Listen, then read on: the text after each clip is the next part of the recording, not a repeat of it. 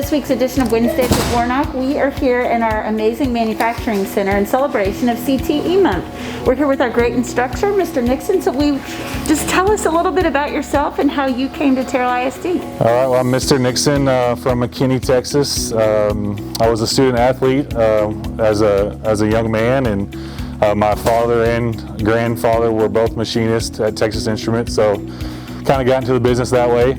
I spent 12 years in industry in manufacturing as a manufacturing engineer, and then I met the wonderful Mr. Edwards, our robotics teacher here, and he was able to give me the opportunity to become the manufacturing teacher here at Terrell High School. So that was 4 years ago. We're on year 4 now.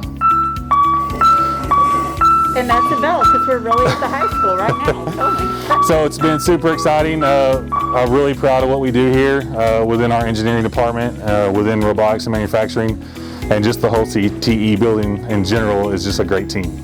So tell us a little bit about the program. Like, what are some of the skills that students are learning here? So what we try to do here is just teach students technical skills, hands-on training, to give them a better opportunity to get a good job once they leave high school, or to be above the other student that's trying to get into another college program if they're going to continue their education. So we use project-based learning. Everything we do training-wise, the skills they learn will eventually become a tangible project that they will be able to take home with them, or that they will be able to use in a job interview to show their skills and what they have completed throughout their career in our engineering program here at the high school. Well, just seeing some of the projects they've done, we are so impressed. There are great things happening here in our robotics, engineering, manufacturing. So thank you so much, Mr. Nixon, for your great work.